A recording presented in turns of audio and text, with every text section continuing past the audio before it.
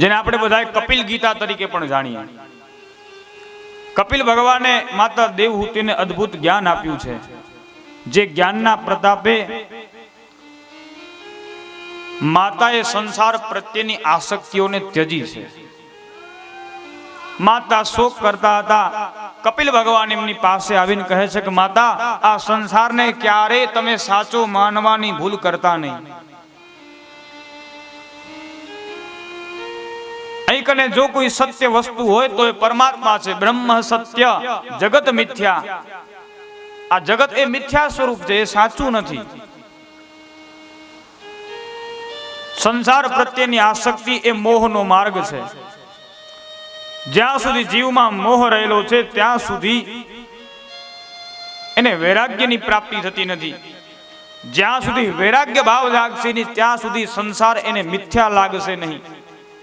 અને જ્યાં સુધી સંસાર મિથ્યા લાગતો નથી ત્યાં સુધી પરમાત્મા પણ સાચા જણાતા નથી. જ્યારે સંસાર મિથ્યા લાગશે, જીવ છે ને, જીવ એમના એમ ભગવાનનું ભજન નથી કરતો, એમના એમ એ ભગવાન તરફ નથી જતો. જ્યારે એને પોતાના જીવનમાં અમુક કડવા અનુભવો થાય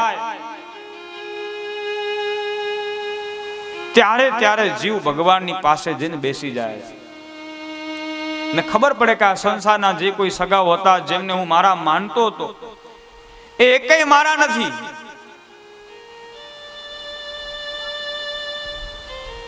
અને વાતે સાચી છે, આ તો બધાય કેવલ દેહના કે સુખના સગા છે. જ્યાં સુધી સુખ છે ત્યાં સુધી બધાય આપણી પૂછા કરશે, બધાય બોલાવશે. પણ જીવની પાસે જેવું દુઃખ આવ્યું એટલે એનો અંગતમાં અંગત સ્નેહી પણ કેમ ન હોય, એ પણ એની સાથે સંબંધ તોડી નાખે છે.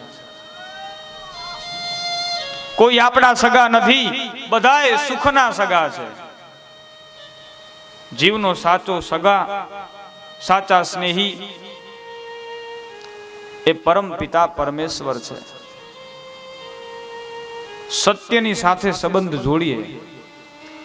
નિરંતર અસત્યની સાથે રહી આપણું મન, આપણું જીવન પણ અસત્યમય બની ગયું છે. એની રુચિ બધી જ અસત્યો તરફ પ્રેરાઈ રહી છે. આપણે એટલા બધા અસત્યમય બની ગયા છીએ કે હવે તો સત્ય પણ આપણને પચતું નથી. કોઈ સત્ય કહે તો એ પણ આપણને કડવું લાગે છે. ખરેખર સત્ય ક્યારેય કડવું હોતું જ નથી. એ મધુર હોય છે, મીઠું હોય છે. જે કડવું હોય એ સત્ય ન હોય મહારાજ. પણ આપણે ખોટા થયા છીએ એટલે આપણને સત્ય પચતું નથી. આપણી વૃત્તિ એવી થઈ ગઈ કે નિરંતર આપણને હવે ગંદકી જ જોઈએ છે.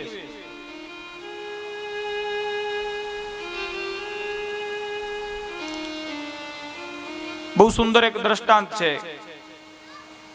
કોઈ ગામની અંદર પિતા પુત્ર ખેતીવાડી એમનો ધંધો એ કરે, ખેતીવાડી કરે. એમની વાડીમાં એ ડુંગળી વાવે અને ડુંગળીનો ધંધો, ડુંગળી વાવે ને પછી ડુંગળી વેચવા જાય.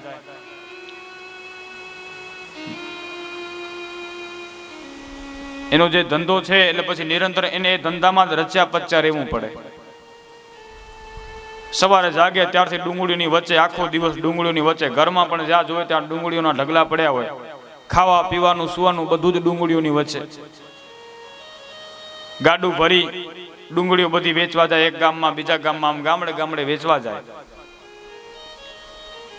તો એક વખત આ પિતા પુત્ર ડુંગળીઓથી ગાડું ભરી અને કોઈ દૂર ગામમાં ડુંગળી વેચવા ગયા.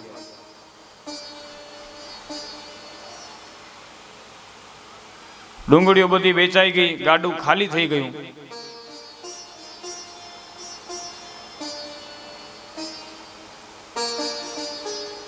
પછી એમણે વિચાર કર્યો કે હવે થઈ ગયું છે મોડું, એટલે આપણે અહીં કને જ ક્યાંક રોકાઈ જઈએ. તો એક ગામમાં કોઈ એમના ઓળખીતા હતા, જેમની ફૂલોની વાડી હતી. આ ભાઈને જેમ ફૂલો વેચવાનો, ડુંગળી વેચવાનો ધંધો, એમ પેલા વ્યક્તિને ફૂલો વેચવાનો ધંધો. આ ભાઈને જેમ 24 કલાક ડુંગળીઓની વચ્ચે રહેવાનું, એમ પેલા ભાઈને ફૂલોની વચ્ચે રહેવાનું. એમનું આખું ઘર ફૂલોથી ભરેલું પડ્યું હોય, ઓરડા બધા ફૂલો વાળા. એટલે આ વ્યક્તિઓ જે પિતા પુત્ર હતા એમની પાસે પહોંચ્યા અને કહ્યું કે અમે આજની રાત્રે કને રોકાવાના છીએ. બોલે વાંધો નહીં, ફૂલ ઘણા બધા ભેગા થયેલા રૂમમાં, પણ એ બધા જ ફૂલો વેચાઈ ગયા છે, રૂમ આખો ખાલી થઈ ગયો છે. એ ફૂલો વાળા ઓરડામાં તમે સુઈ જાજો. આ પિતા પુત્ર બેને એ ફૂલોના ઓરડામાં પથારી કરી દીધી. પણ હવે આમની ટેવ નિરંતર ડુંગળીની વાસ ગ્રહણ કરવાની થઈ ગયેલી. ફૂલોની વચ્ચે એમને આખી રાત નીંદર જ ના આવી. સવાર પડી એટલે પેલા વ્યક્તિએ પૂછા કરી, કેમ તમને નીંદર તો હારી આવી ગઈ છે ને, ફૂલોની મસ્ત સુગંધ આવતી હશે ને? ઓલા બાપ દીકરો કે શું ધૂળ નીંદર આવે, આ નકરી ફૂલોની વાસ અમારા મગજમાં ચડી ગઈ, માથું ચડી આવ્યું અમારું. કહેવાનો મતલબ કે જેને ડુંગળી સાથે પલાણો પડી ગયો છે ને પછી ફૂલ ભેગી મજા જ નથી આવતી. આપણું જીવન પણ ક્યાંક ક્યાંક એવું થઈ ગયું છે. હવે એટલા બધા અસત્યમય થઈ ગયા છે કે હવે સત્ય જ આપણને પચતું નથી.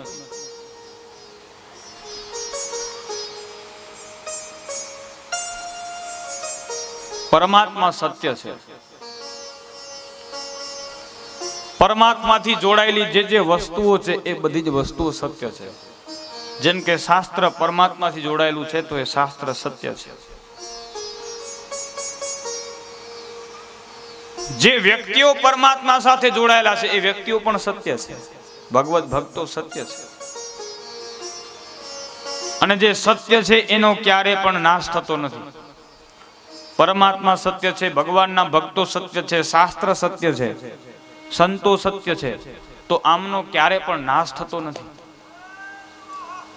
કદાચ ભગવાનના ભક્તોનું દેહ આપણી વચ્ચે ન રહે પણ તોય એમની ચેતનાઓ છે નિરંતર સદૈવ આપની સાથે જ રહે છે. શાસ્ત્રનો પણ ક્યારે નાશ નથી થવાનો. વિધર્મીઓએ ખૂબ આક્રમણો કર્યા છે આપણા ઉપર, આપણી સંસ્કૃતિને, આપણા ધર્મને તોડવાના ખૂબ પ્રયત્નો કર્યા છે, પણ તે છતાંય આપણો ધર્મ, આપણું શાસ્ત્ર એ એમના એમ જળવાઈ રહ્યું છે. કારણ કે આ બધું સત્ય છે. જે સત્ય છે એનો ક્યારે પણ નાશ થતો નથી.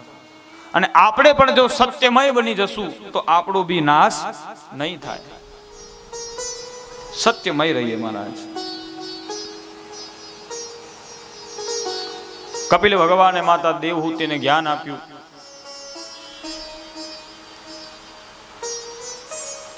એ જ્ઞાનના પ્રતાપે માતા દેવહૂતિ નિત્ય ધ્યાન અને સમાધિમાં રહેવા લાગ્યા અને ભગવાનનું ભજન કરતા રહી એમણે પોતાના દેહનો ત્યાગ કર્યો. માતાના અવસાન બાદ કપિલ ભગવાને માતાના શ્રાદ્ધાદિ કર્મો કરાવ્યા. જે જગ્યાએ માતાનું શ્રાદ્ધાદિ કર્મ એમણે કરાવ્યું એ બિંદુ સરોવર સિદ્ધપુર ક્ષેત્ર, એ ક્ષેત્ર સિદ્ધ થયું છે. જે જગ્યાએ માતાએ પોતાના જીવનને સિદ્ધ કર્યું, સાર્થક કર્યું, એ માતૃગયા શ્રાદ્ધ તરીકે પ્રસિદ્ધ થયું છે. આપણા ગુજરાતમાં આવેલું છે બિંદુ સરોવર. જ્યાં કને એવું કહેવાય છે કે બિંદુ સરોવર છે સ્વયં ભગવાનના અશ્રુ બિંદુઓમાંથી સર્જન પામેલું છે. ત્યાં કને કરદમ ઋષિએ તપ કરેલું. એ કરદમ ઋષિનું તપ જોઈ અને સ્વયં ભગવાન પણ રડી પડેલા કે કે મારા માટેથી મારો ભક્ત કેટલો દુઃખી થાય છે, અને જે અશ્રુઓ સરી પડ્યા એમાંથી બિંદુ સરોવર સર્જાયું છે. બે શ્રાદ્ધના બે તીર્થો અતિ મહત્વના છે આપણા ભારત દેશમાં. એક બુદ્ધ ગયા તરીકે જે હમણાં પ્રસિદ્ધ છે, ગયાજી કહેવાય એમ તો, પણ બૌદ્ધ ધર્મનો ખૂબ પ્રચાર પ્રસાર વિસ્તાર થયેલો, આપણે બધા પણ બુદ્ધ ગયા કહેવા લાગ્યા. ખરી રીતે એ ગયા ક્ષેત્ર છે જ્યાં કને ગયાસુર નામક રાક્ષસનો ભગવાને વધ કરેલો, બિહારમાં આવેલું છે. એ પિતૃ શ્રાદ્ધ છે, પિતૃ શ્રાદ્ધ માટેની સ્થલી છે. તે કોઈ પણ પુરુષનું અવસાન થાય તો એના આત્માની શાંતિ માટેથી ગયામાં જઈને શ્રાદ્ધ કરવામાં આવે તો તુરત જ એને મુક્તિ મળે છે. અને કોઈ પણ સ્ત્રીનું અવસાન થાય તો એના આત્માની શાંતિ માટેથી સિદ્ધપુરમાં માતૃગયા શ્રાદ્ધમાં જઈ, એક ક્ષેત્રમાં જઈ શ્રાદ્ધાદિ કર્મ કરવામાં આવે તો જીવને મુક્તિની પ્રાપ્તિ થાય છે.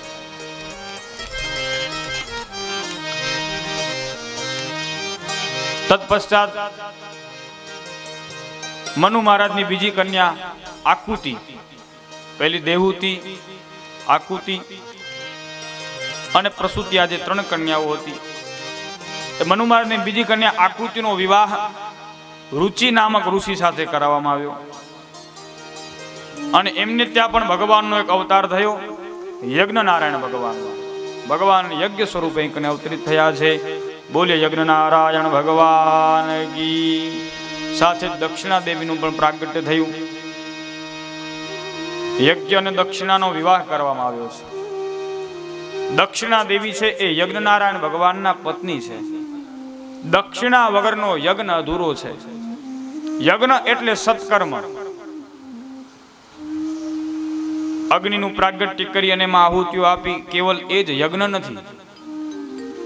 તમે કોઈની સેવા કરો એ પણ એક પ્રકારનો યજ્ઞ છે, સેવા યજ્ઞ. આપણે આ જે કઈ શ્રીમદ ભાગવત સપ્તાહનું આયોજન કર્યું છે આ એક પ્રકારનો યજ્ઞ છે. આ જ્ઞાન યજ્ઞ છે, એટલે જ લાગે ને નામ શ્રીમદ ભાગવત સપ્તાહ જ્ઞાન યજ્ઞ. આ જ્ઞાન યજ્ઞ છે, જઈ કને જ્ઞાનનું આદાન પ્રદાન થાય છે. ભગવાનનો તમે જપ કરો, ભગવાનના નામનું સ્મરણ કરો, એ પણ એક પ્રકારનો યજ્ઞ છે, જપ યજ્ઞ. કોઈ સારા કાર્યોમાં તમે કઈ દાન આપો તો એ પણ એક પ્રકારનો યજ્ઞ છે, દ્રવ્ય યજ્ઞ. ઘણી બધી પ્રકારના યજ્ઞો બતાવ્યા છે, પણ બધા જ યજ્ઞોમાં સૌથી શ્રેષ્ઠમાં શ્રેષ્ઠ કોઈ યજ્ઞ હોય તો એ જપ યજ્ઞ કયો છે. બધા યજ્ઞોથી એ શ્રેષ્ઠ છે. ભગવાનના નામનો જપ કરો, ભગવાનના નામનું સ્મરણ કરો. આ જીભ આપણને એટલા માટે મળી છે.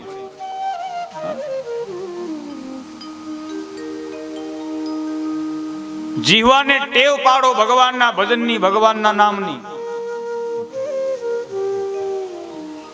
આપણા શરીરના બધા જ અંગો છે એ બધા જ અંગોનું કંઈક ને કંઈક ઘરેણું છે. કાનમાં પહેરવાનું ઘરેણું હોય, ગળામાં પહેરવાનું ઘરેણું હોય, હાથમાં પહેરવાનું પણ ઘરેણું હોય. તો આ જીભનું પણ કંઈક ઘરેણું છે મહારાજ.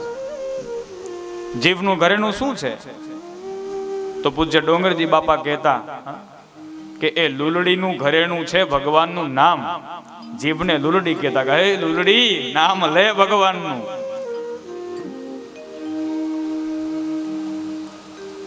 ભગવાનના નામ થકી આપણી જીહવા, આપણી જીભ છે એ શોભી ઉઠે છે મારા.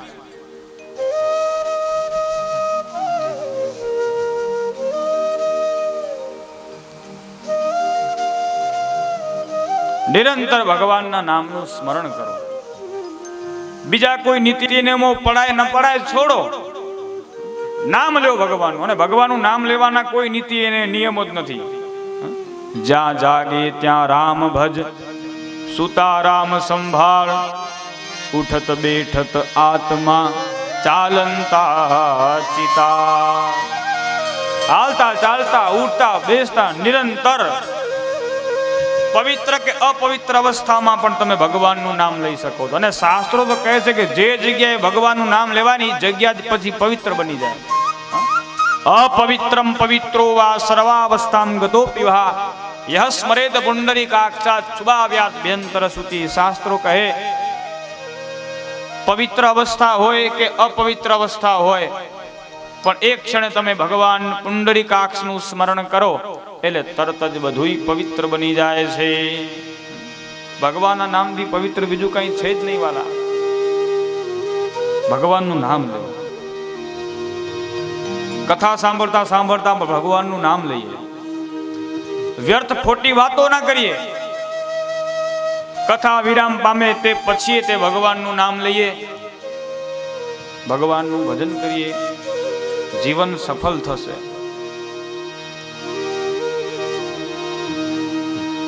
તત્પશ્ચાત દેવહૂતિ અને કરદમ ઋષિની જે 9 કન્યાઓ છે એમનો વંશ વિસ્તાર કર્યો છે. જેમને જેમને ત્યાં ભગવાને અવતાર લીધેલો એ કન્યાઓના વંશના દર્શન કરી આપણે કથામાં આગળ વધીએ.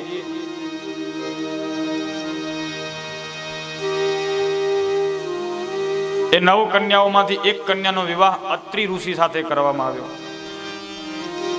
જેમનું નામ અનસુયા. અનસુયા અને અત્રિ ભગવાનને ત્યાં પરમાત્માના અવતારો થયા છે. અહીં કને કેવલ એક ભગવાન નારાયણે જ નહીં, પણ બ્રહ્મા, વિષ્ણુ, મહેશ ત્રણેય દેવતાઓએ અવતાર લીધા છે. ભગવાન નારાયણ દત્તાત્રેય સ્વરૂપે પ્રગટ થયા. બોલ્ય દત્ત ભગવાન કી.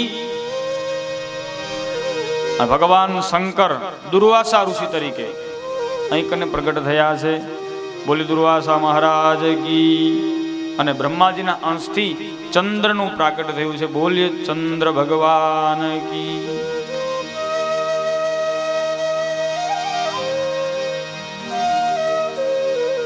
ત્યારબાદ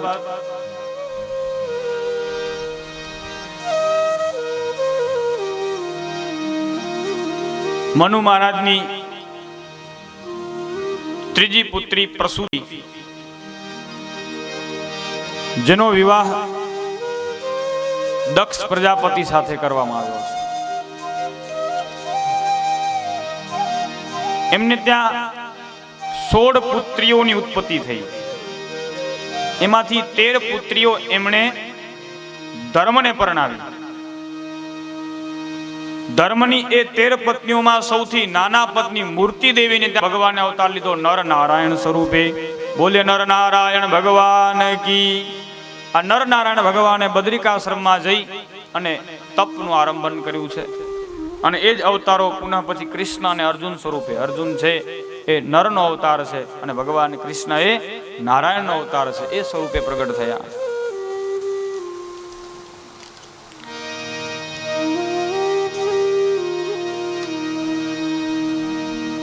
દક્ષ પ્રજાપતિ એક કન્યાનો વિવાહ અગ્નિ સાથે કર્યો. એક કન્યાનો વિવાહ બધા જ પિતૃઓ સાથે કર્યો. સ્વદાદિ સંતાનોની એમને પ્રાપ્તિ થઈ. અને એક કન્યાનો વિવાહ દક્ષે ભગવાન શંકર સાથે કર્યો. ભગવાન મહાદેવને સતી નામક કન્યા છે દક્ષે પ્રદાન કરી છે. વિદુરજી પૂછા કરે, ભગવાન મહાદેવ અને સતીને ત્યાં કોનો જન્મ થયો? એમનો સંસાર આગળ કેવી રીતે ચાલ્યો? તો મૈત્રેયજી કહે છે, એમના ગ્રહ સંસારમાં પ્રતિકૂળ સંજોગો સર્જાતા એ સંસાર આગળ ચાલ્યો નથી. અને થોડા સમય પછી માતા સતીએ પોતાના દેહનો ત્યાગ કરેલો, એટલે એમને કોઈ સંતાન નથી. વિદુરજી ચોંકી ઉઠ્યા. શંકર ભગવાન તો પરમ શાંત છે, સમજુ છે. માતા સતી એ પણ પરાંબાના દિવ્ય સ્વરૂપમાંથી પ્રગટ થયા છે. એ આદિ શક્તિ છે. એમને વળી એવું કયું દુઃખ આવી પડેલું કે એમણે પોતાના દેહનો ત્યાગ કરેલો? એટલે પછી મૈત્રેયજી વિદુરજી સમક્ષ અહીં કને શિવ અને સતીનું આખ્યાન કઈ સંભળાવે છે. આપણે સૌ પણ શંકર ભગવાનના જયકારા સાથે કથામાં પ્રવેશીએ. બોલે પંચેશ્વર મહાદેવ કી.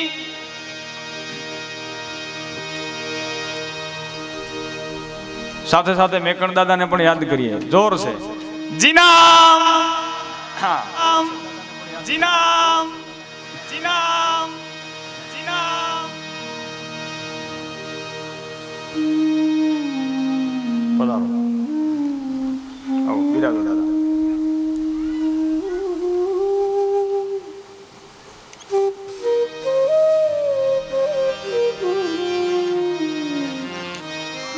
મૈત્રેય ઋષિ વિદુરજી ને કથા કહે, હે વિદુરજી, એક સમયની વાત છે, દક્ષને પ્રજાપતિ પદની પ્રાપ્તિ થઈ. એટલે દક્ષના સન્માન માટે થઈ અને દેવલોકમાં એક વિશાળ સુંદર સભાનું આયોજન થયું.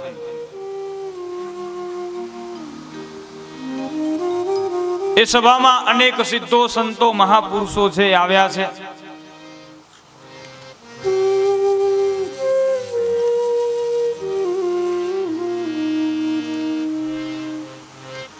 બધા જ દેવતાઓ આ સભામાં હાજર છે, બધા જ ઋષિઓ આ સભામાં હાજર છે. બ્રહ્મા, વિષ્ણુ, મહેશ ત્રણ દેવતાઓ પણ આ સભામાં આવ્યા છે દક્ષના સન્માન માટે થઈને. બધા હાજર છે પણ દક્ષનું હજી આગમન થયું નથી. સભાપતિ હોય સભામાં થોડા મોડા આવે.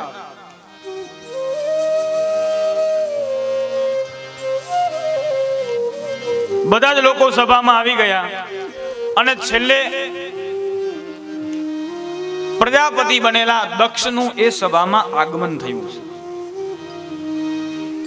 દક્ષનું જેવું એ સભામાં આગમન થયું, તુરત જ બધા જ દેવતાઓ, ઋષિઓએ ઊભા થઈ અને દક્ષને આવકાર આપ્યો છે. બધા જ ઊભા થયા પણ ત્રણ દેવો ઊભા થયા નહીં, બ્રહ્મા, વિષ્ણુ અને મહેશ. દક્ષ વિચાર કરે બધા ઊભા થયા પણ આ ત્રણ કેમ ઊભા ન થયા? વળી વિચાર કરે વિષ્ણુ ભગવાન એ તો મારા આરાધ્ય છે, ચાલો ઊભા ન થાય તો સમજ્યા મારા ઈષ્ટ છે. બ્રહ્માજી મારા પિતા છે, એ ઊભા ન થયા વાંધો નહીં, પણ શંકર એ તો મારો જમાઈ છે, એને તો ઊભા થવું જોઈએ. શંકર ભગવાન ઊભા થયા નહીં એટલે દક્ષે એમાં પોતાનું અપમાન સમજ્યું છે. હકીકતમાં શંકર ભગવાનના મનમાં એવી કોઈ ઈચ્છા નહોતી કે હું દક્ષનું અપમાન કરું. તે સમયે શંકર ભગવાન આંખો બંધ કરી રામ રામ રામ ભગવાનનું સ્મરણ કરતા હતા. શંકર ભગવાનને કોઈ વાતની ખબર નથી, પણ દક્ષને થયું કે શંકરે મારું અપમાન કર્યું. એટલે સભાની અંદર એ દક્ષ બોલ્યો છે કે એ સભાસદો સાંભળો,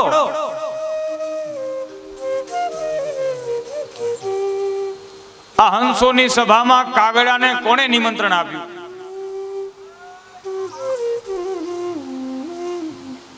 અહીં કને બધા જ દેવતાઓ છે, બધા જ ઋષિ મુનિઓ છે, તો પછી જંગલી લોકોને આપણી આ સભામાં કોણે બોલાવ્યા?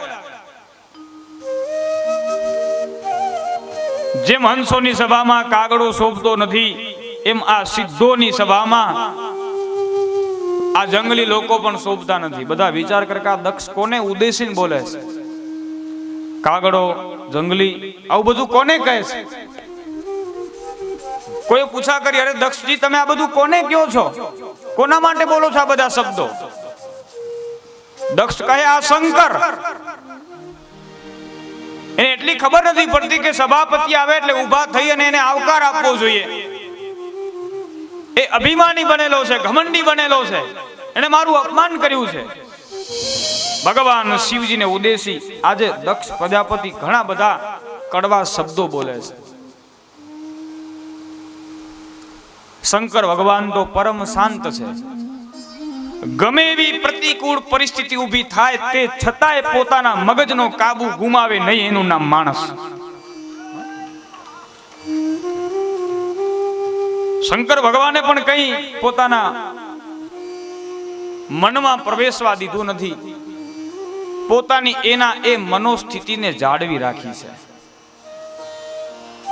આ કથા મને તમને શીખવે છે, તમારે સુખપૂર્વક જીવન જીવવું હોય અથવા તો તમારા પ્રસંગોને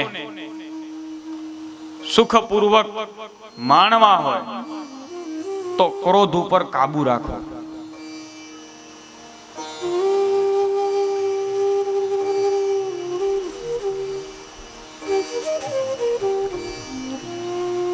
જેમ લોભ પાપનું મૂળ છે ને એમ ક્રોધ પણ પાપનું મૂળ છે. માણસ ઉપર ક્રોધ સવાર થાય એટલે સારા નરસાનું ભાન એ ગુમાવી બેસે છે.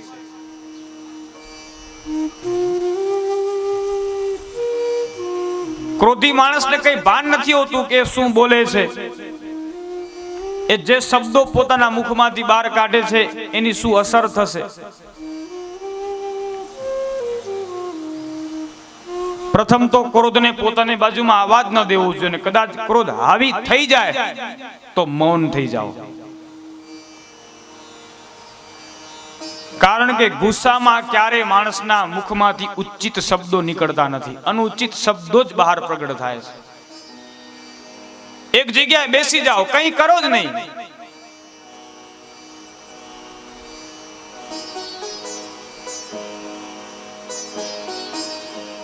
ક્રોધ માણસને આંધળો બનાવી દે છે.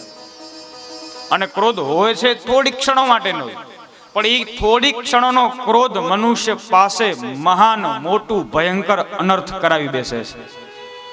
જો એ બે ઘડીને તમે હાંચવી શકતા નથી, પછી એનું બહુ મોટું પરિણામ ભોગવવું પડે છે. ક્રોધ એ વિનાશને સર્જે છે. એક ભાઈએ પોતાના માટે નવી ગાડી લીધી, નવી નકોર નવી ગાડી લઈ પોતાના ઘરે આવ્યા. પોતાના ઘરે આવીને ગાડી ઊભી રાખી. જોજો ક્રોધ કેટલું અનર્થ કરાવે માણસ પાસે. એ પોતાની ગાડી નવી ઘરની બહાર આંગણામાં ઊભી રાખી. ત્યાં જ એ ભાઈનો નાનો એવો 5-7 વર્ષનો દીકરો દોડતો દોડતો આવ્યો. પોતાના પિતાએ નવી ગાડી લીધી, એ દીકરાનો હરખ સમાતો નથી. એ દીકરો રાજી થઈ અને ગાડીને જુએ છે. બાપ તો ગાડી ત્યાં ઊભી રાખી ઘરમાં જતો રહ્યો. આ નાનો બાળક, એને કઈ જાજી ખબર પડે નહીં. એક પથ્થર લીધો હાથમાં. પથ્થર હાથમાં લઈ એ નવી ગાડી ઉપર લીટા કરવા લાગી ગયો. એ લીટા કરતો તો ત્યાં જ બાપ બહાર આવે અને બાપે દ્રશ્ય જોયું ને બાપનું મગજ ગયું. અત્યંત ક્રોધિત થઈ ગયો એ બાપ. ભયંકર ક્રોધ કરીને આવ્યો છે. આવીને ડાયરેક્ટ પેલા તો 2-3 થપાટો મારી પોતાના દીકરાને. ઘણા બધા કડવા શબ્દો કીધા એ બાપે. તે છતાંય એનો ક્રોધ ઉતર્યો નહીં. ગાડી એને અધિક વાલી હશે. હાથમાં એક મોટો પથ્થર લીધો. પોતાના દીકરા એની ગાડી બગાડી, એનાથી ક્રોધિત થઈ, એની સજા આપવા માટે થઈ, એનો દંડ આપવા માટે થઈ, જે હાથેથી દીકરો ગાડીમાં લીટા કરતો હતો હાથને પકડ્યો, જમીન ઉપર રાખી, હાથમાં મોટો પથ્થર લઈ એ હાથ ઉપર જોરથી મારવા લાગ્યો અને દીકરાના એ આખે આખા હાથને છૂંદી નાખ્યો.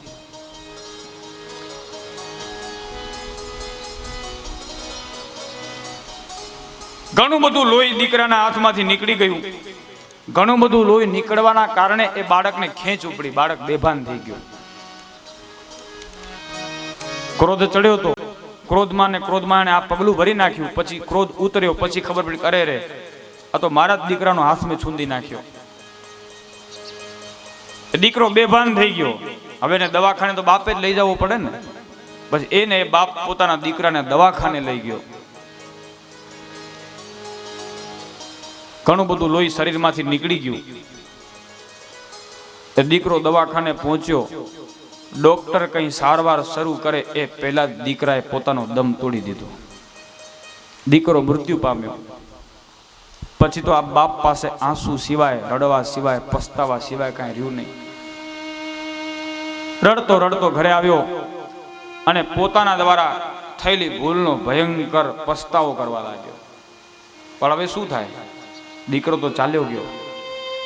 દીકરાના અંત્યેષ્ટિ સંસ્કાર આદિ બધાય વિધિ વિધાનો બધાય સંપન્ન કર્યા. પછી એકલો અટુલો એ બાપ પોતાની ગાડી પાસે આવ્યો. ગાડી પાસે આવીને પોતાના દીકરાએ જે લીટા કર્યા હતા ને એ લીટાને જોવા લાગ્યો કે કે આ મારા દીકરાની છેલ્લી નિશાની. અને બાપે દીકરાને ના કરે અલા લીટા છે, લીટાને જુએ છે. ધ્યાનથી જોયું તો એને ખ્યાલ આવ્યો કે ગાડી ઉપર જે લીટા કરેલા હતા ને એ લીટા નહોતા, પણ દીકરાએ પથ્થરથી એ ગાડી ઉપર કંઈક લખેલું હતું. ધ્યાનથી વાંચ્યું ને તો એ ગાડી ઉપર લખેલું હતું મારા વહાલા પપ્પા. એ બાપને પોતાની ભૂલ સમજાઈ, ખબર પડી કે દીકરો એને કેટલો પ્રેમ કરતો હતો, પણ એના ક્રોધે ભયંકર પરિણામ એને દેખાડી દીધેલું. ક્રોધમાં એને જે નિર્ણય લઈ લીધેલો એમાં હવે એનું કંઈ ચાલે એમ હતું નહીં. પસ્તાવા સિવાય કંઈ રહ્યું નહીં. ક્યારે ક્રોધમાં કે આવેશમાં આવી જઈને કંઈ નિર્ણય ન લ્યો, પોતાના મન ઉપર કાબુ રાખો. એ સમયે જે નિર્ણયો લેવાય ને એ બધા નિર્ણયો ખોટા હોય છે, અને પછી પસ્તાવા સિવાય હાથમાં કંઈ રહેતું નથી. પછી આખી જિંદગી બાપને અફસોસ જ રહ્યો. આખી જિંદગી અફસોસ ન કરવો હોય તો એ થોડી ક્ષણના ક્રોધને જાળવી લો, સાચવી લો. ભગવાન મહાદેવ પણ પરમ શાંત છે. દક્ષ અપમાન કરે છે પણ શંકર ભગવાન કંઈ કહેતા નથી. ભગવાન શિવે બધું જ સહન કર્યું છે.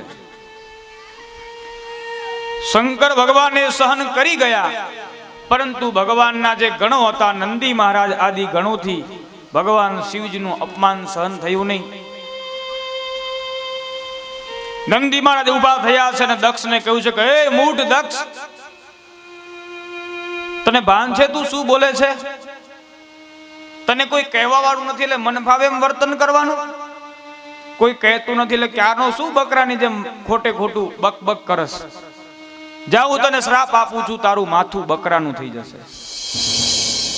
નંદી મહારાજે દક્ષને શ્રાપ આપ્યો. ભગવાન શંકરે તુરત જ નંદીને શાંત કર્યા અને કહ્યું કે નંદી, આપણા લીધે કોઈનો પ્રસંગ બગડે એવું ન કરવું જોઈએ. આ સારું નથી થયું. આપે દક્ષને શ્રાપ આપ્યો એ યોગ્ય નથી કર્યું. વાત વધારે બગડે નહીં, આ ક્લેશ વધે નહીં એટલા માટે થઈ અને શંકર ભગવાને એ સભાનો ત્યાગ કર્યો. પોતાના ગણોને સાથે લઈ અને શંકર ભગવાન ત્યાંથી એ સભામાંથી નીકળી ગયા. શંકર ભગવાન ગયા એટલે બ્રહ્મા અને વિષ્ણુ ભગવાન પણ નીકળી ગયા. આ દેવતાઓ ગયા એટલે બધા જ દેવતાઓ નીકળી ગયા અને દક્ષનું જે સન્માન કરવાનું હતું એ સન્માન રહી ગયું, સન્માન થયું નહીં.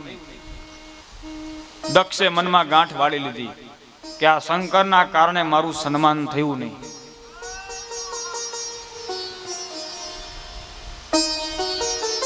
સન્માનની ભૂખ સારી નથી. માણસે ક્યારે પણ પોતાની પ્રસિદ્ધિ અને માન સન્માન પાછળ દોડવું ન જોઈએ.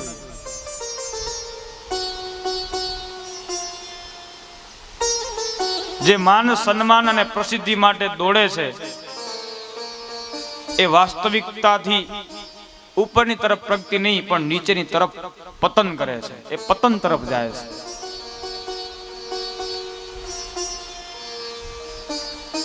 દક્ષને સન્માનની ભૂખ હતી, સન્માન થયું નહીં. અત્યંત ક્રોધ કર્યો છે શંકર ભગવાન ઉપર. મનમાં નિશ્ચય કરી લીધો કે આ શંકરને એક વખત હું દેખાડી દઈશ. એને મારું અપમાન કર્યું ને, હવે હું એનું અપમાન કરીશ. અને શંકર ભગવાનને નીચું દેખાડવા માટે થઈ, શંકર ભગવાનને અપમાનિત કરવા માટેથી થોડા દિવસો પછી દક્ષે એક વિશાળ યજ્ઞનું આયોજન કર્યું. શંકર ભગવાન તો તુરત જ સભા છોડીને નીકળી ગયેલા. ભગવાન શંકરે તો મનમાં કંઈ રાખ્યું નથી. જે સમજુ મનુષ્ય હોય એ પોતાની સાથે ઘટેલા ખરાબ બનાવોને ક્યારે પણ યાદ રાખતા નથી.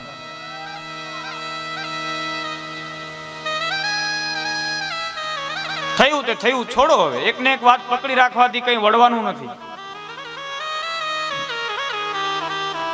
જતું કરતા શીખવું જોઈએ. પણ અત્યારે આપણા બધાની મોટામાં મોટી કરુણતા એ છે કે જતું કરવાની ભાવના છે એ લુપ્ત થઈ ગઈ છે. આપણે કંઈ જતું નથી કરી શકતા. પરિણામે પરિવારો બધાય વિખાવા લાગ્યા છે. કુટુંબોમાં ક્લેશ થવા લાગ્યા છે. એનું કારણ એ કે જતું કરવાની ભાવના લુપ્ત થઈ ગઈ છે. શંકર ભગવાને તો જતું કરી દીધું, પણ દક્ષે જતું કર્યું નહીં. એટલે શંકર ભગવાનને નીચું દેખાડવા માટે થઈ દક્ષે હરિદ્વારમાં કનખલ ક્ષેત્ર ઉપર એક વિશાળ યજ્ઞનું આયોજન કર્યું. દક્ષે વિચાર કર્યો કે આ યજ્ઞમાં બધા જ દેવતાઓને બોલાવીશ, બધા જ ઋષિઓને બોલાવીશ, બધાને આમંત્રણ આપીશ, પણ હું શંકરને આમંત્રણ નહીં આપું, શિવ અને સતીને આમંત્રણ આપીશ નહીં. એમની પૂજા પણ થશે નહીં, એનું સ્થાપન પણ થશે નહીં, અને મારા યજ્ઞમાંથી શિવને ભાગ પણ મળશે નહીં. આમ વિચાર કરી દક્ષે યજ્ઞનું આયોજન કર્યું. યજ્ઞનો સમય નજીક આવતા બધા જ દેવતાઓ આકાશ માર્ગે દક્ષના યજ્ઞમાં જાય. માતા સતીએ બધા જ દેવતાઓને જોયા છે. માતા સતીએ તપાસ કરતા જાણવા મળ્યું કે પોતાના પિતાને ત્યાં યજ્ઞ છે.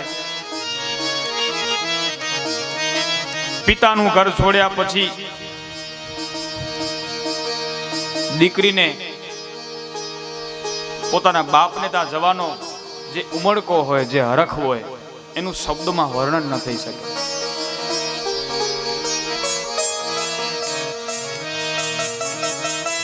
માતા સતીને પણ પોતાના પિતાને ત્યાં જવાની ઈચ્છા જાગી છે. થયું પિતાને ત્યાં આવો પ્રસંગ છે તો ત્યાં જવું જોઈએ. માતા સતી તુરત જ શંકર ભગવાન પાસે આવ્યા. ભગવાન મહાદેવજી પાસે આવી અને સતી માતાએ વાત કરી છે કે પિતાજીને ત્યાં યજ્ઞ છે, એ યજ્ઞમાં આપણે જવું જોઈએ. શંકર ભગવાને કહ્યું આપણને આમંત્રણ નથી ને કેમ જવું? માતા સતી તર્ક કરે છે, કહે પિતાને ત્યાં કઈ પ્રસંગ હોય તો એમાં આમંત્રણની રાહ જોવાની ન હોય. શંકર ભગવાન કે વાત સાચી દેવી, પણ આવ નહીં આદર નહીં, નયનોમાં નહીં નેહ, તે ઘર કદીએ ન જઈએ, ભલે કંચન વર્ષે મેઘ. વાત સાચી, પિતાના ઘરે જવા માટે આમંત્રણની રાહ જોવાની ન હોય.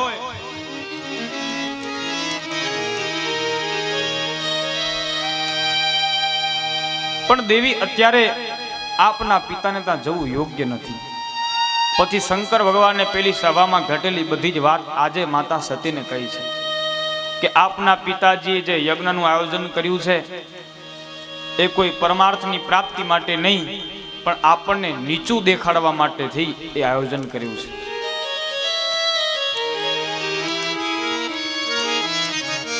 તમારે ત્યાં યોજાયેલો પ્રસંગ કેવડો પણ મોટો કેમ ન હોય, પણ એ પ્રસંગ જો સંકુચિત ભાવનાથી આયોજાયેલો હશે, કોઈને દેખાડવાની ભાવનાથી તમે કોઈ મોટું કર્મ કરતા હશો, કોઈને નીચું દેખાડવાની ભાવનાથી એ કર્મ કરતા હશો, તો ક્યારે એ કર્મ સફળ નહીં થાય. પછી એ કર્મ ગમે એટલું મોટું કેમ નથી. દક્ષે યજ્ઞનો બહુ મોટો કર્યો, પણ પોતાના મનનો જે ભાવ છે એને ખૂબ નાનો રાખ્યો. શંકર ભગવાન માતા સતીને કહે છે કે દેવી, ત્યાં જવું યોગ્ય નથી. આપના પિતાજી અહંકારી બન્યા છે. આપણે ત્યાં જશું અને અહંકારના કારણે જો એ કઈ ખરાબ શબ્દો કહેશે, એ જો મને કઈ શબ્દો ખરાબ કહેશે એનો તો વાંધો નહીં, પણ દેવી જો એ તમારું અપમાન કરશે ને તો એ મારાથી સહન નહીં થાય, અને આપના પિતા મારું અપમાન કરશે તો એ તમારાથી સહન નહીં થાય. આપણું ત્યાં કને જવું ઉચિત નથી. શંકર ભગવાને ના પાડી છે. માતા સતી વિચાર કરે કે જો હું પિતાને ત્યાં નહીં જઉં તો આ સંબંધોમાં જે કડવાશ આવી ગઈ છે એ કડવાશ વધી જશે. ભલે આમંત્રણ નથી તોય જવું તો જોઈએ. બહુ જાણીતી કથા છે પછી માતા સતી જીદ કરી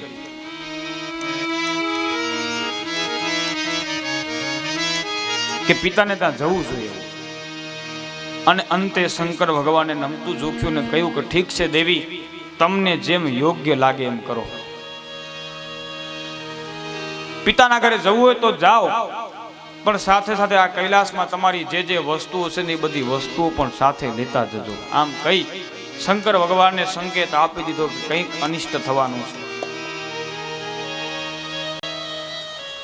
માતા સતી પોતાના પિતાને ત્યાં જવા માટે પ્રયાણ કરે. શંકર ભગવાને પોતાના થોડાક સેવકોને પણ સતી માતાની સાથે એમના રક્ષણ માટે મોકલ્યા છે. સતી માતા દક્ષના યજ્ઞ પાસે આવે. વિશાળ મોટા મોટા મંડપો બાંધ્યા છે, મધુર મધુર સંગીત રેલાઈ રહ્યો છે, અનેક સિદ્ધો સંતો મહાપુરુષો આ યજ્ઞમાં સંમિલિત છે. માતા સતીએ એ મહોત્સવમાં પ્રવેશ કર્યો.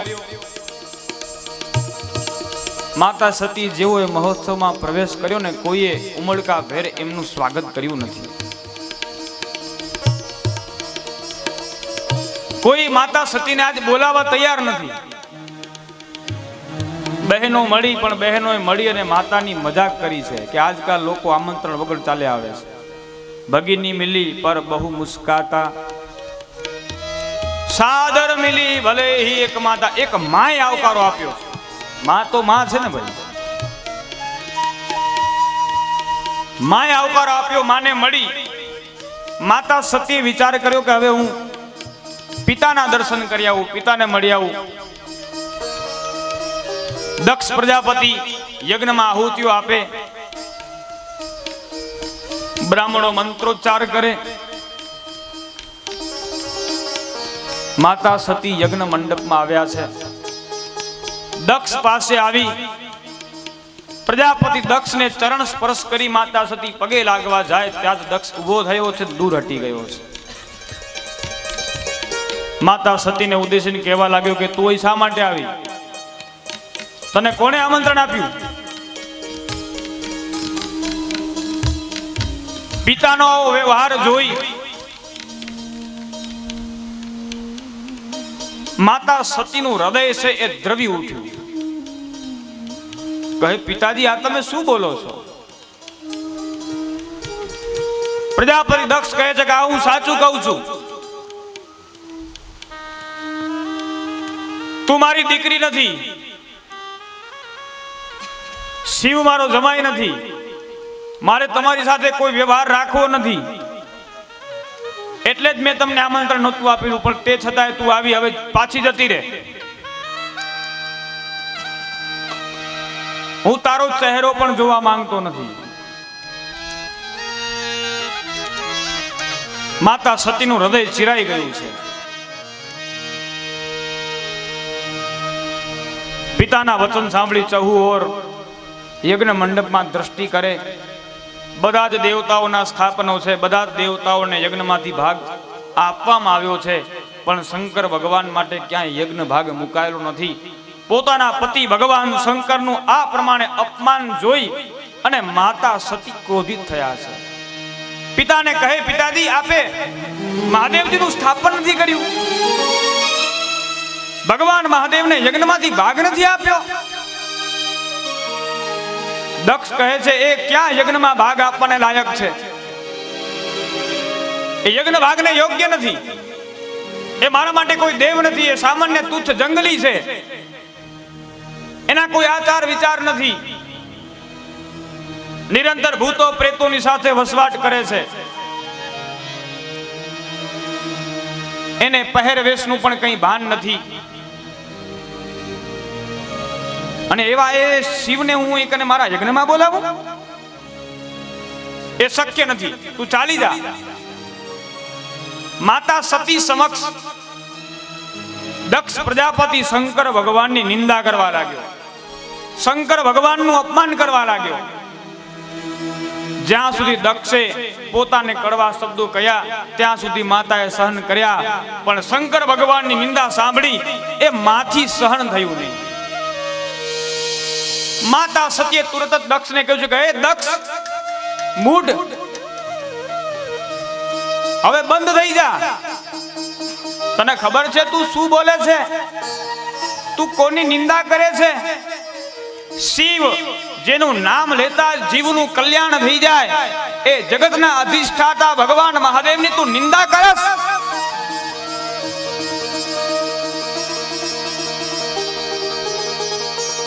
સમગ્ર દેવતાઓ ઋષિ મુનિઓ જેની આરાધના કરે છે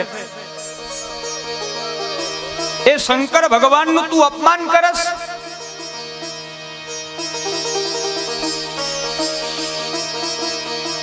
એ દક્ષ તે ભયંકર અપરાધ કર્યો છે.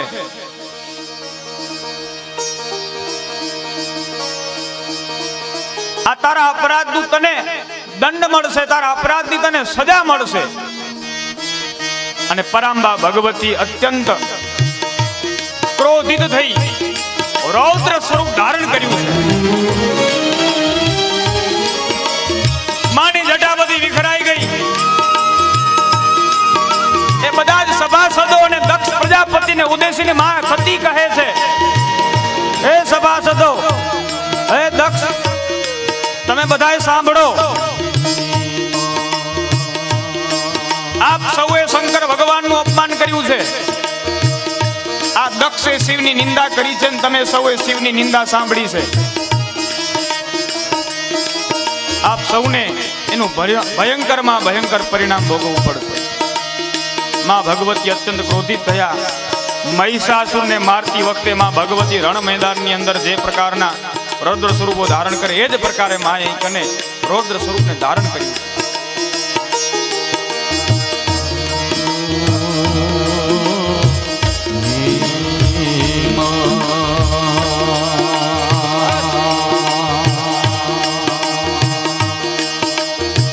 गिरि नंदिनी नंदिति मेदिनी विश्व विनोदिनी नंदिनुते गिरिवर विंध्य शिरोदिनी वासिनी विष्णु विलासिनी विष्णुनुते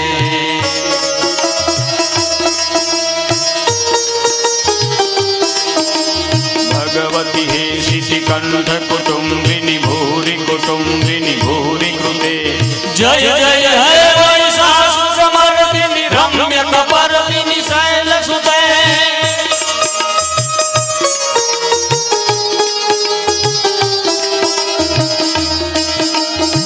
માતા સતીએ ક્રોધ કર્યો છે. દક્ષને ઉદ્દેશીને કહ્યું છે કે હે દક્ષ,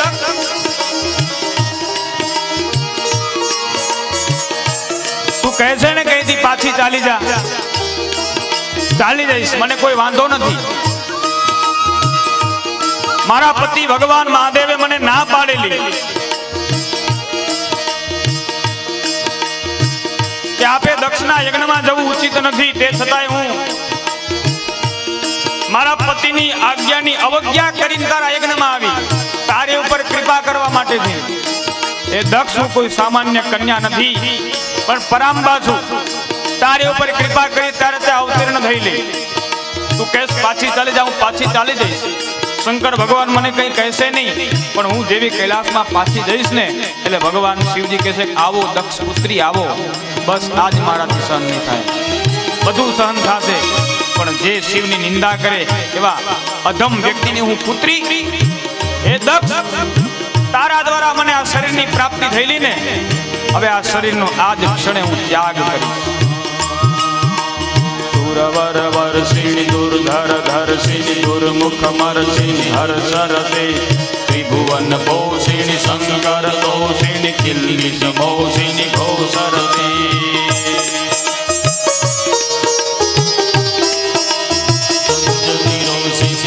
સુદરોષિણી દુર્મદ શોષિણી સિંધુ સુતે જય જય હે મહિષાસુરમર્દિની રમ્ય કપર્દિની શૈલસુતે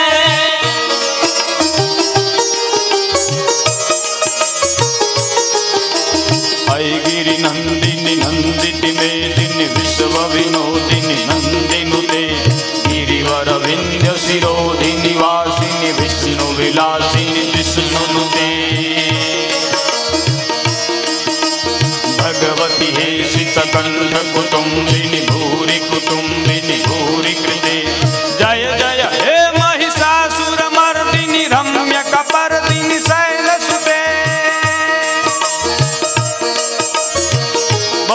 સ્તુતિ છે. જગતગુરુ શંકરાચાર્ય મહારાજે માં ભગવતીની સ્તુતિ કરી. પરાંબા ભગવતી મહિષાસુરની સમક્ષ યુદ્ધ માટે રણ મેદાનમાં આવ્યા. તે સમયે માનું સ્વરૂપ કેવું હશે?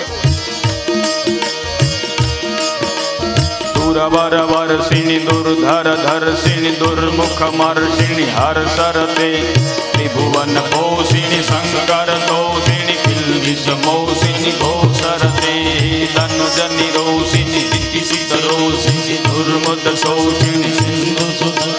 જય જય હે મહિષાસુરમર્દિની રમ્ય કપર્દિની શૈલસુતે.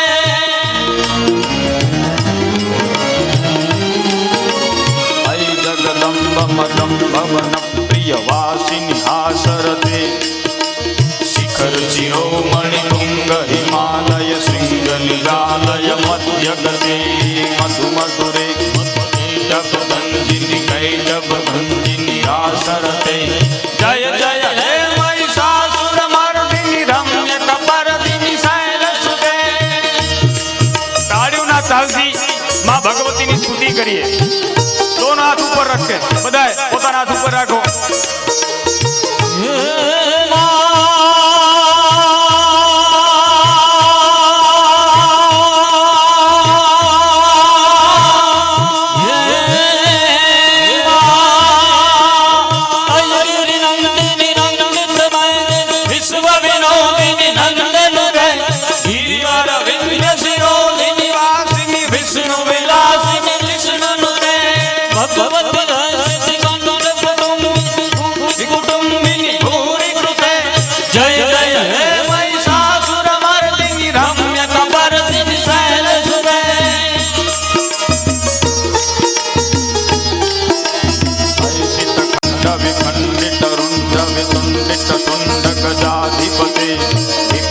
ગંડ વિદારણ ચંડ પરાક્રમ ચુંડ મૃગાધિપતિ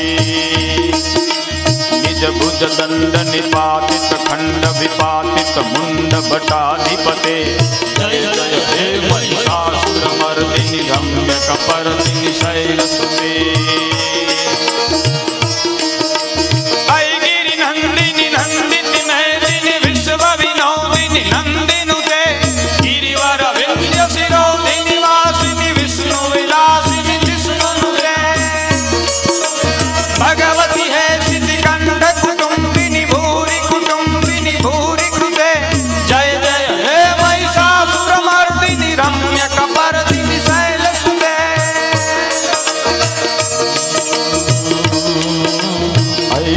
दुर्मद शत्रुवधोषित दुर्धर निर्धर शक्ति भृते चतुर्विचार धूरिण इतर इंदर गैर शक्ति भृते.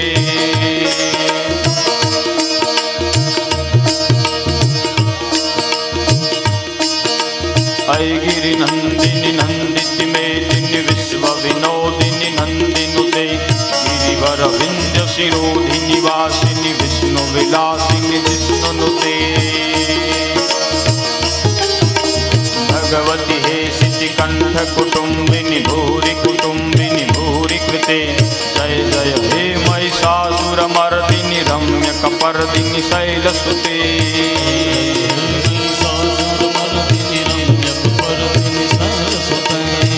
शरणागत वैरि वधूवर वीर पराभयदाय करे त्रिभुवन मस्तक शूल विरोधि शिरोधि कृतामल शूल करे.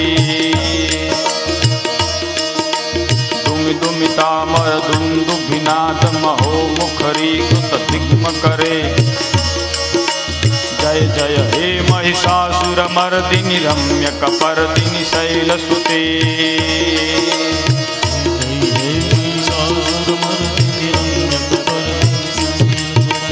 ऐ सुमन सुमन सुमन सुमन सुमनोहर कांति युते श्रित रजनी रजनी रजनी रजनी रजनी कर वक्त वृते.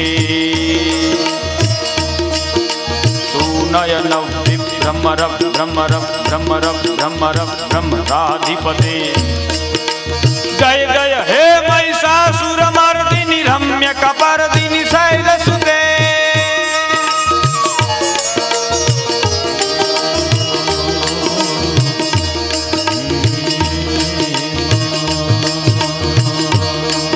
યા શ્રી સ્વયં સુકૃતિ નામ ભવને સ્વલક્ષ્મી પાપાત્મનં કૃત ધિયામ હૃદય સુબુદ્ધિ કુલજનમ પ્રભવસ્ય લજ્જા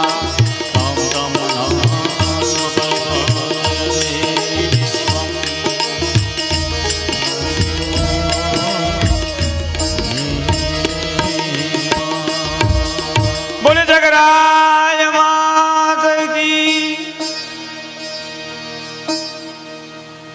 માતા સતીએ એ દક્ષના યજ્ઞમાં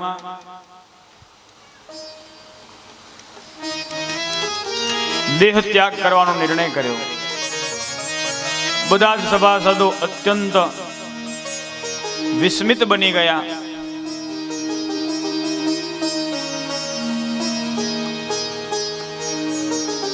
માતા સતીએ પીતાંબર વસ્ત્રો ધારણ કર્યા, યજ્ઞકુંડની સમીપે બિરાજમાન થઈ અને યોગાગ્નિ દ્વારા માતા સતીએ એ યજ્ઞમાં પોતાના દેહનો ત્યાગ કર્યો. માતા સતીએ દેહનો ત્યાગ કર્યો. શિવજીના જે અન્ય ગણો સતી માતા સાથે આવેલા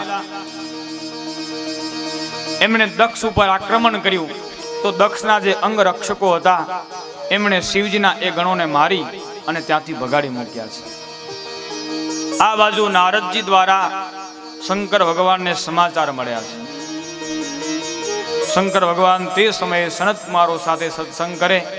નારદજી આવીને નારદજીએ દક્ષના યજ્ઞમાં ઘટેલી બધી જ ઘટનાની વાત કોઈ સંભળાવી છે. બધા જ સમાચાર સાંભળી ભગવાન શંકર અત્યંત ક્રોધિત થયા. પોતાના માથાના વાળમાંથી જે જટાઓ છે એ જટાઓમાંથી એક ભગવાને લટ લીધી અને જોરથી બાજુના એક પથ્થર ઉપર પછાડી અને એમાંથી એક અદ્ભુત વીરભદ્ર પુરુષની ઉત્પત્તિ કરી છે. વીરભદ્રજીએ સાક્ષાત શંકર ભગવાન જેવું જ સ્વરૂપ ધારણ કર્યું.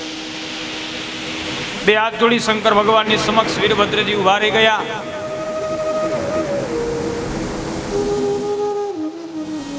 ભગવાનને કહ્યું છે, કહો ભગવાન શી આજ્ઞા છે? શંકર ભગવાને વીરભદ્રને આજ્ઞા આપી કે આપ જાઓ અને દક્ષના યજ્ઞનો નાશ કરો. વીરભદ્રજી દક્ષના યજ્ઞમાં આવ્યા છે. પૂર્ણતઃ દક્ષના યજ્ઞનો નાશ કર્યો. જે દેવતાઓ આવેલા એ બધા દેવતાઓને પણ દંડ આપ્યો છે, કારણ કે બધાએ શિવજીની નિંદા સાંભળેલી. શિવની નિંદા કરવી એ અતિ મહાન મોટું પાપ છે અને શંકર ભગવાનની નિંદા સાંભળવી એ પણ મોટામાં મોટું પાપ છે. ક્યારે પણ શિવની નિંદા ન કરીએ અને ન સાંભળીએ.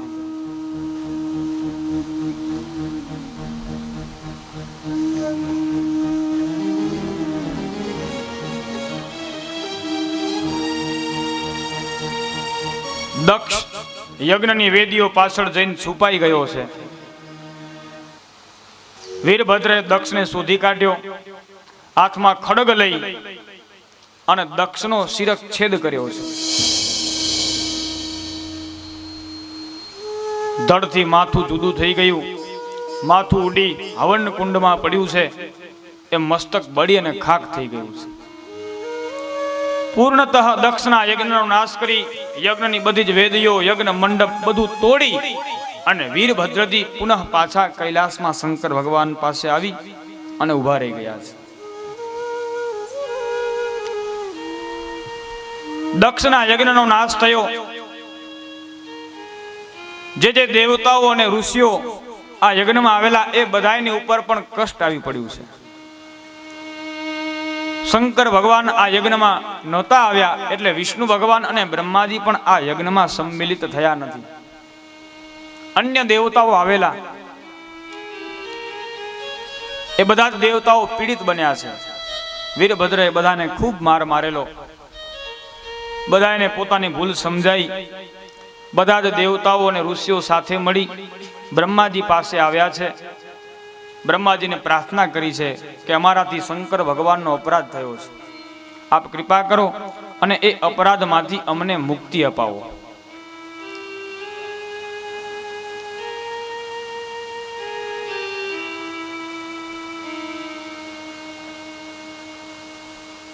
બ્રહ્માજી કહે છે આપણે સૌએ શંકર ભગવાનના શરણે જવું જોઈએ. બ્રહ્માજી, વિષ્ણુ ભગવાન અને બધા જ દેવતાઓને સાથે લઈ એ સર્વે દેવો કૈલાસ ધામમાં આવ્યા છે. સૌએ શંકર ભગવાનને દંડવત પ્રણામ કર્યા છે અને બધાએ શંકર ભગવાનની સ્તુતિ કરતા કહે છે, વંદે દેવ ઉમાપતિ સુરગુરુ વંદે જગત કારણમ વંદે પન્નગભૂષણમ મૃગધરમ વંદે પશુનાપતિ વંદે સૂર્ય શશાંક વહનિનયનમ વંદે મુકુંદ પ્રિયમ વંદે ભક્તજનાશ્રયમ ચ વરદમ વંદે શિવમ શંકરમ. પ્રાર્થનાથી રાજી થાય એ દેવ શંકર ભગવાન પ્રસન્ન થયા છે. એ બધા જ દેવતાઓને જે નુકસાન થયેલું, કોઈના હાથ ભાંગી ગયેલા, કોઈના પગ ભાંગી ગયેલા, કોઈના દાંત તૂટી ગયેલા, બધાને ભગવાને પુનઃ સાજા કરી દીધા છે. ભગવાન તો બહુ દયાળુ છે. પછી બધા દેવતાઓ સાથે મળીને કહ્યું છે કે હવે આપ દક્ષની એ યજ્ઞ સ્થળી પર પધારો અને દક્ષનું પણ કલ્યાણ કરો. શંકર ભગવાન બધા દેવતાઓની સાથે એ યજ્ઞ સ્થળ ઉપર ઉપસ્થિત થયા. દક્ષનું જે ધડ હતું મસ્તક વિહોણું, એ ધડને શંકર ભગવાને પુનઃ જીવિત કર્યો છે. દક્ષનું જે પેલાનું માથું હતું એ તો યજ્ઞકુંડમાં હોમાઈ ગયેલું, એટલે પછી જે યજ્ઞ માટે પશુ લાવેલો એ પશુ બકરાનું માથું છે દક્ષના ધડની ઉપર લગાવવામાં આવ્યું છે. દક્ષ પુનઃ જીવિત થયો. એને પણ પોતાની ભૂલ સમજાઈ અને દક્ષે ભગવાન શંકરની સ્તુતિ કરી છે.